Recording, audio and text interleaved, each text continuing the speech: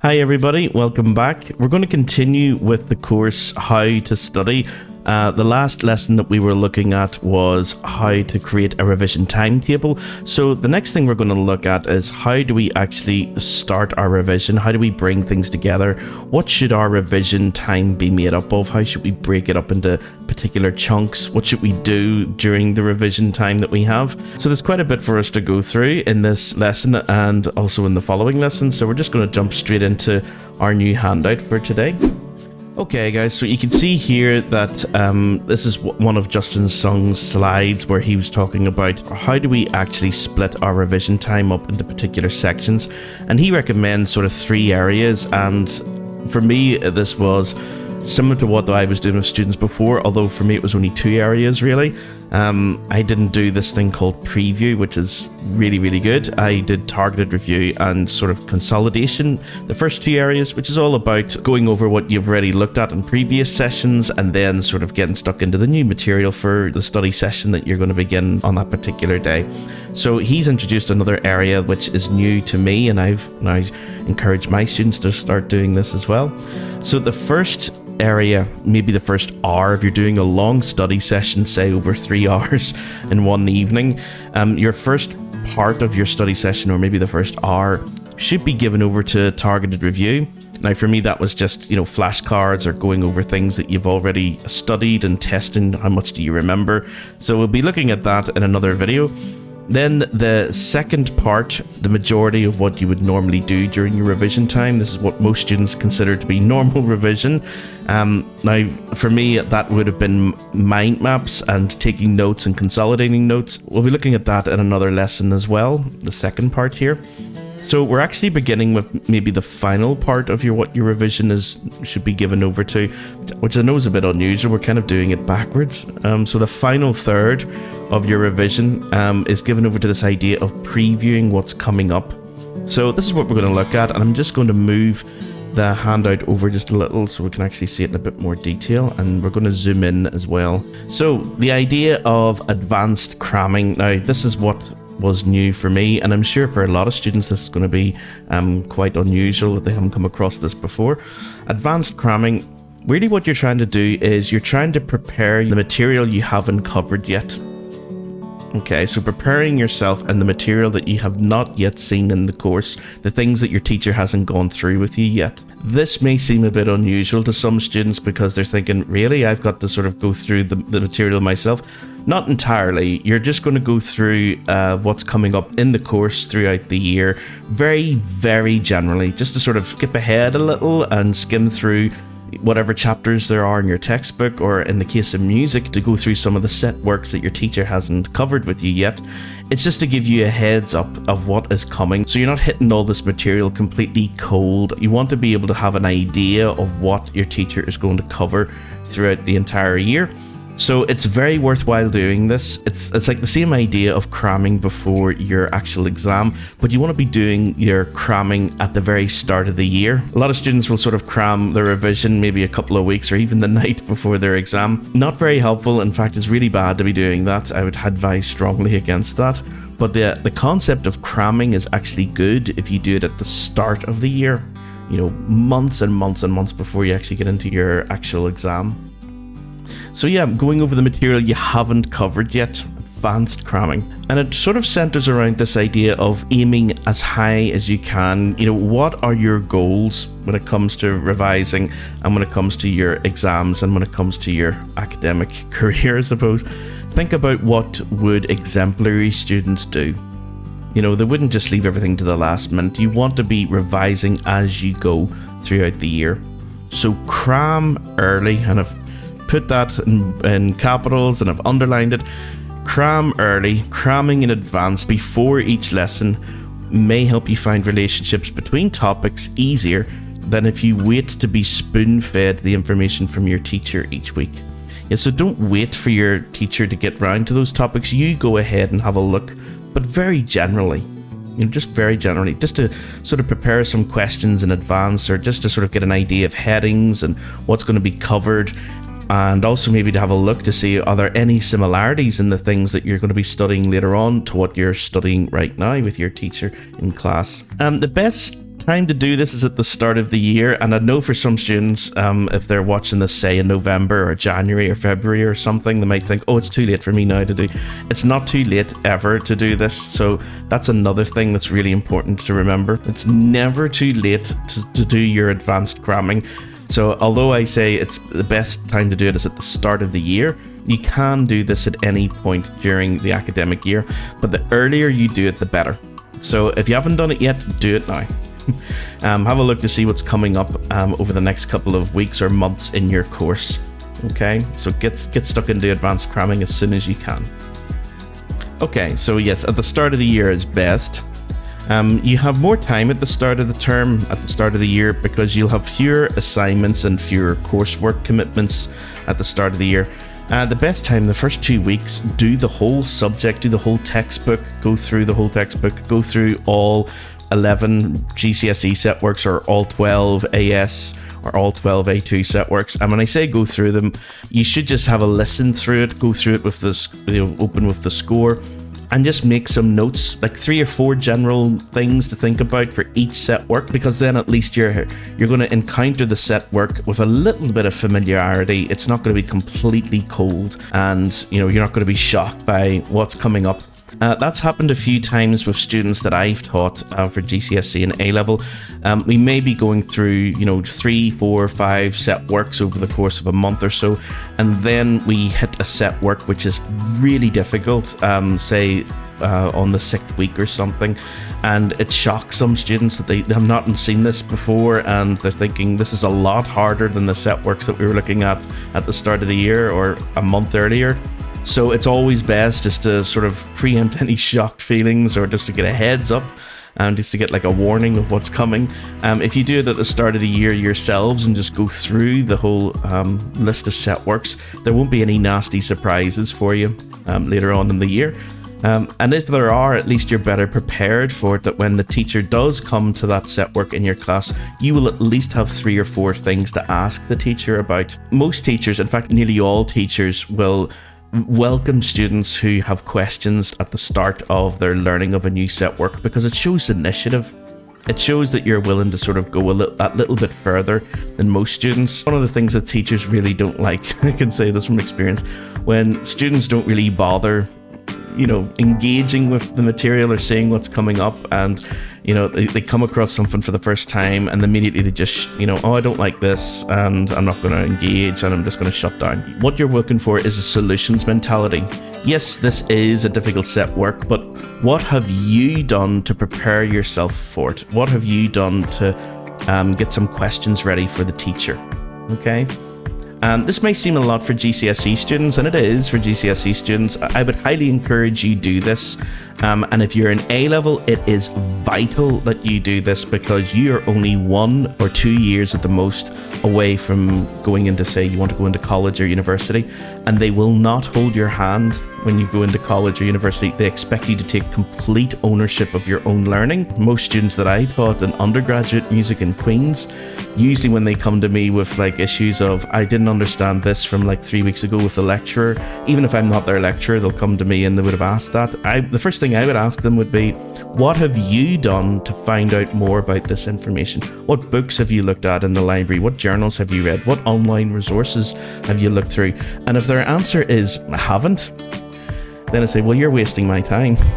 Because that's exactly what I'll tell you to do, is go to the library, consult these books, look this up online, and look at these resources, go through the Grove Encyclopedia for it, whatever it happens to be. And if you're not learning these skills now, to sort of pre-prepare material and come up with questions for tutorials or even meeting up with your lecturer as well, you need to be able to show initiative, and you need to learn these skills now when you're in secondary school, when you do have that support group of parents and teachers and friends around you who can help. So get used to it now.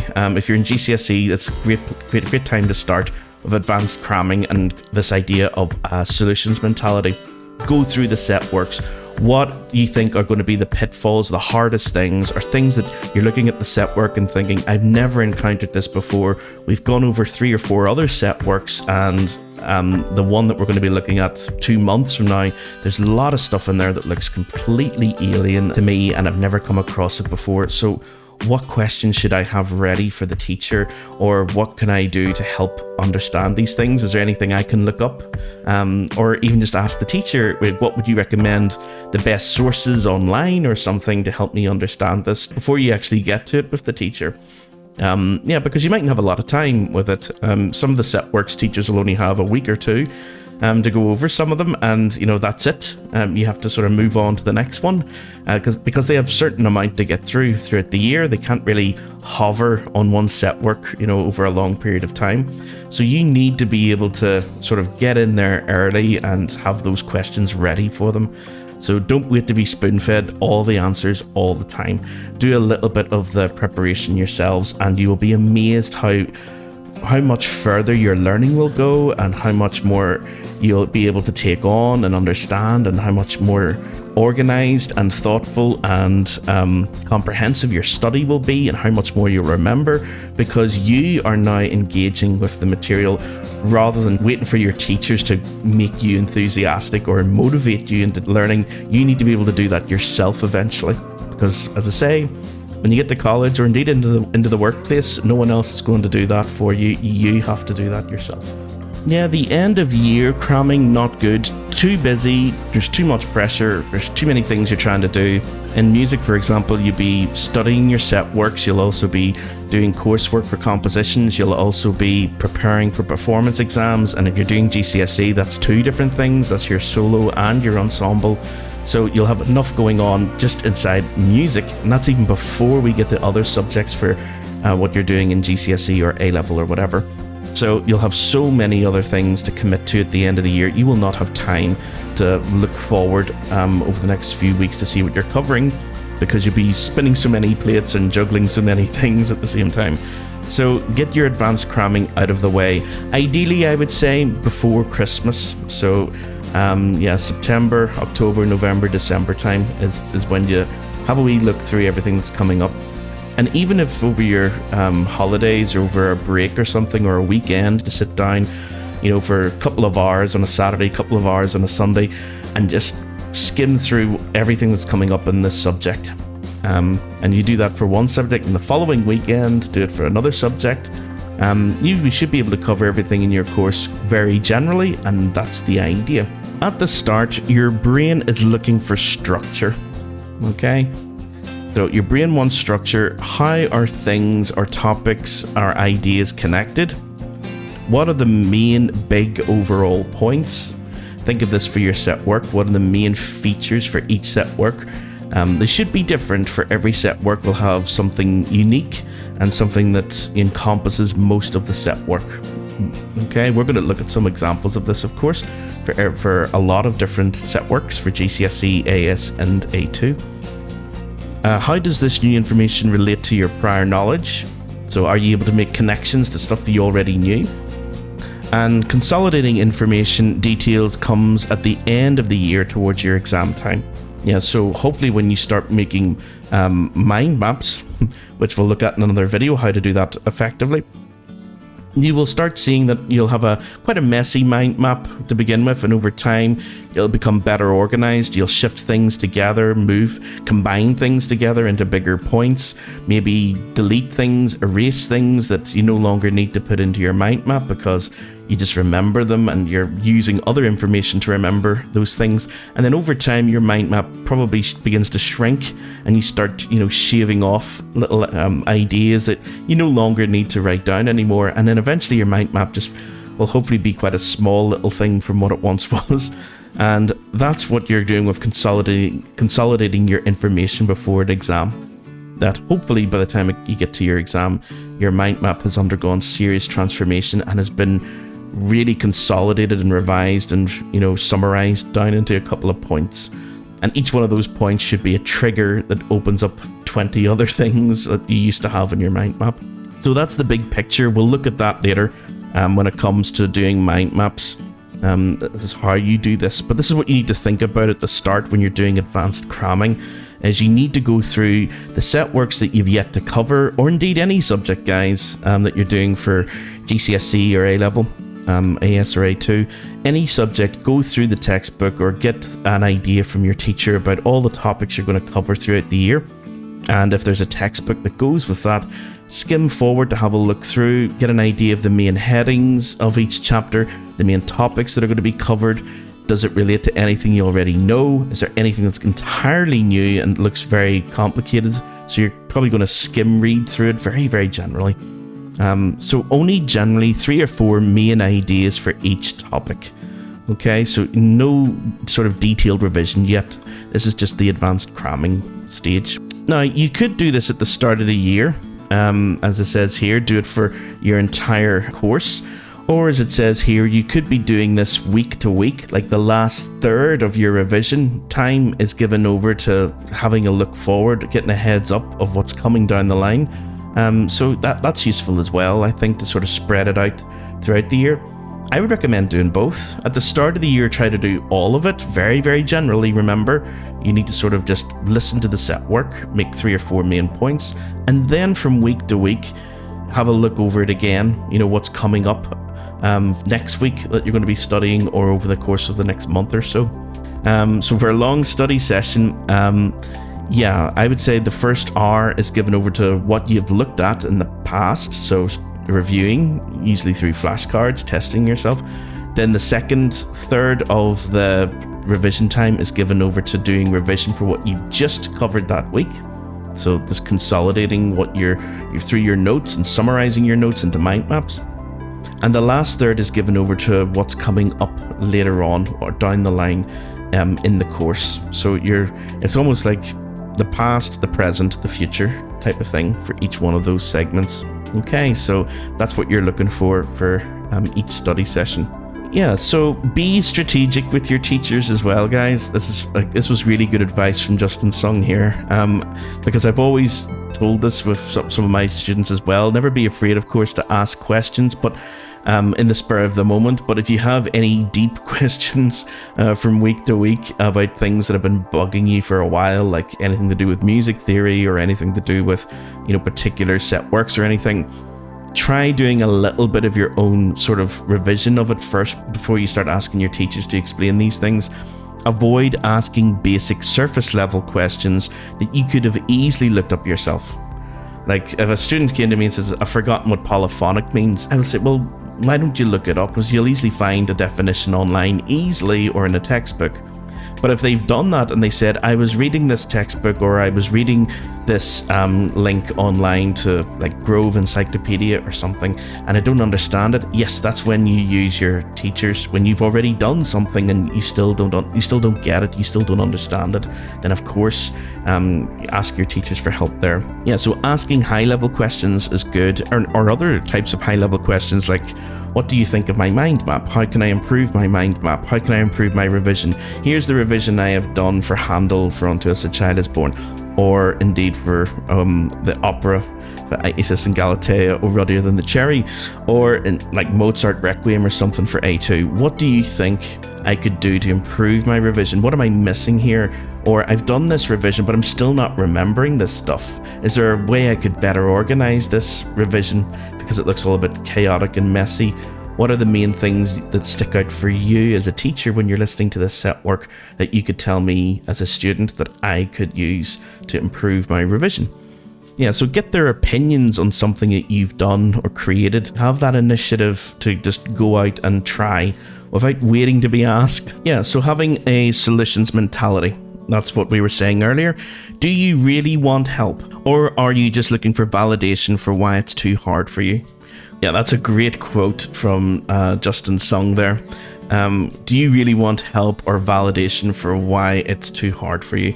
I've heard that quite a lot from students, not in so many words like that, but yeah, students who just will say, I'm finding this really hard, and then you say, well, here's a couple of ways that you could sort of break it down, and then you go through it with them, and then they say, oh, I just don't like it, I still find it hard.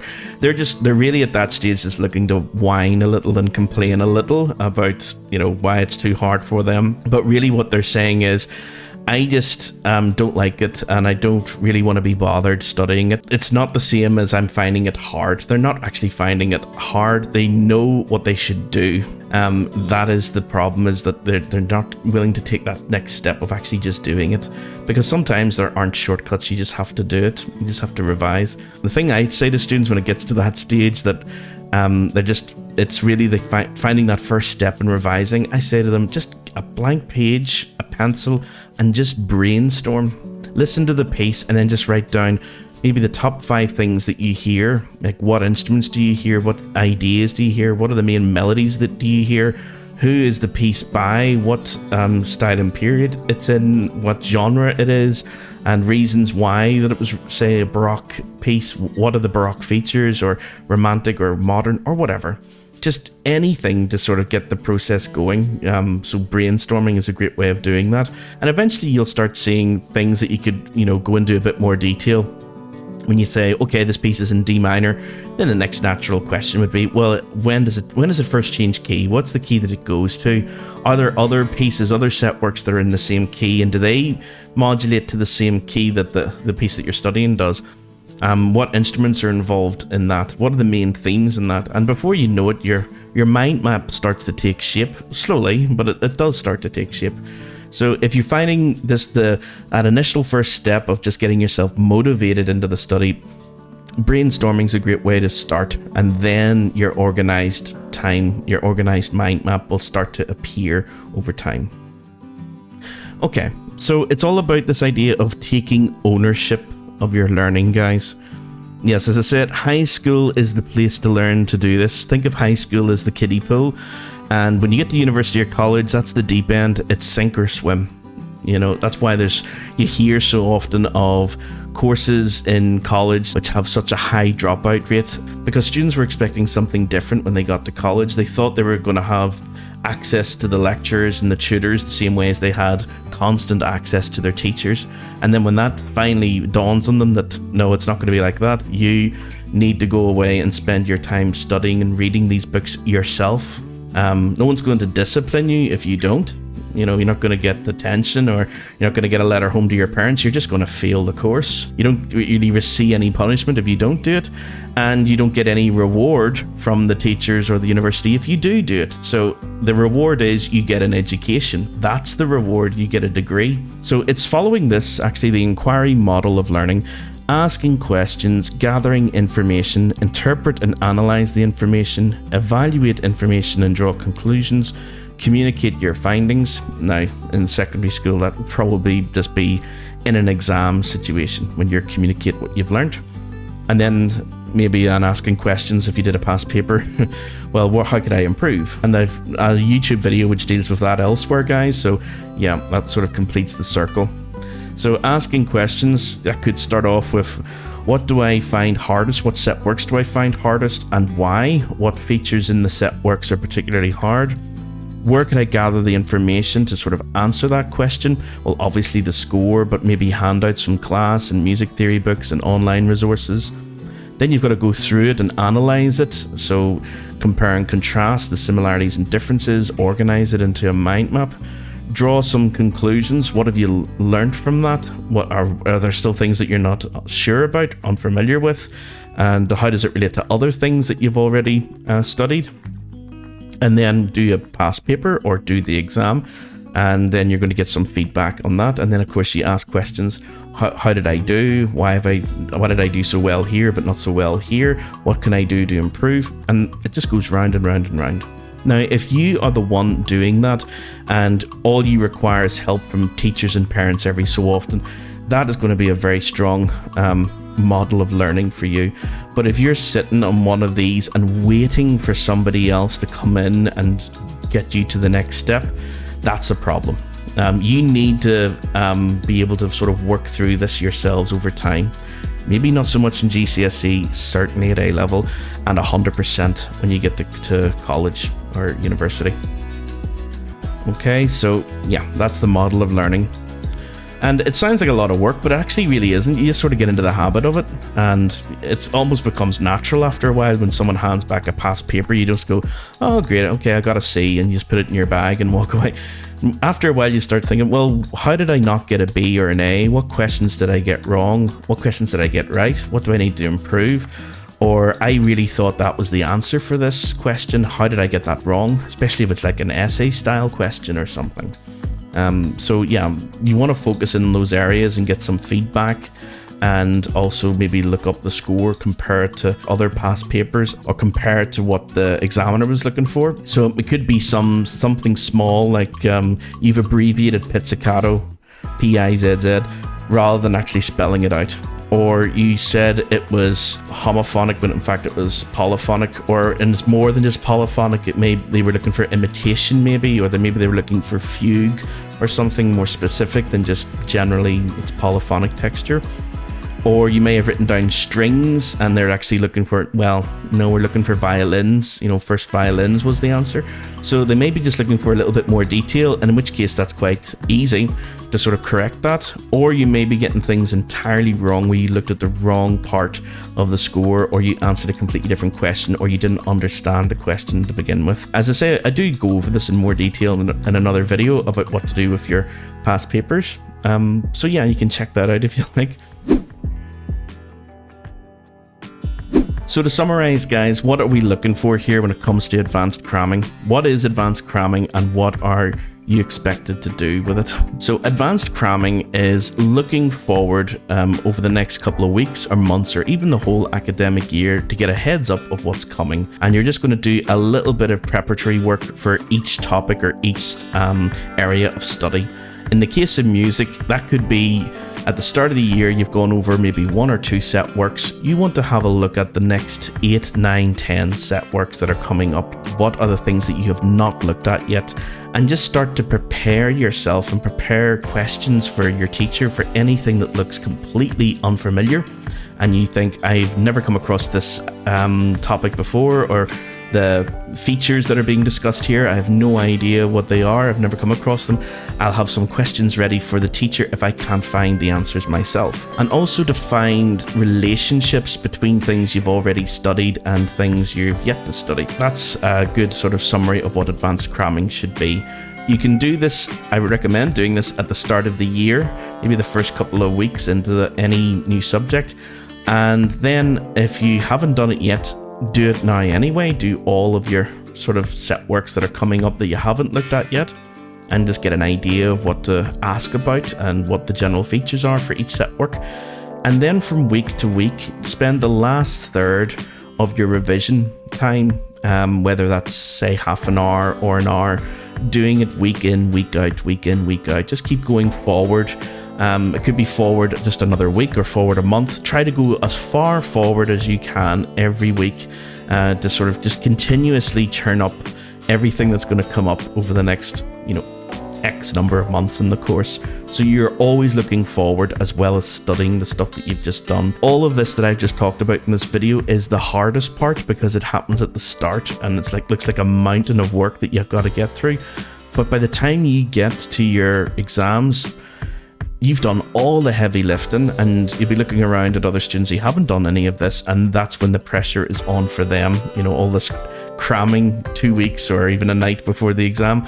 Whereas for you, it should be relatively calmer or more peaceful, or at least you should be a little bit more relaxed than them because you've already done all the heavy lifting and you've done it over the course of a year, and you've given yourself plenty of time to study and allow that information to sink in and practice it and go over past papers and tidy up your revision and get some feedback or do some review of your revision about where things are not working, what things do you keep forgetting, what things do you remember easily and you don't need to study them as much anymore. Okay guys, so again, if you have any questions about any of this, do get in contact with me. You can also just click the like and subscribe button at the bottom of the video. That always helps out. I will have loads more videos coming up on this for things like how to summarize your notes, when should you be using flashcards, how to write mind maps, how to create mind maps, what are the laws for mind mapping, and also for spaced repetition and active recall. So there's quite a lot more videos to come up over the next few weeks, so keep an eye out. And if you have any questions, get in contact with me and I'll see you again next time.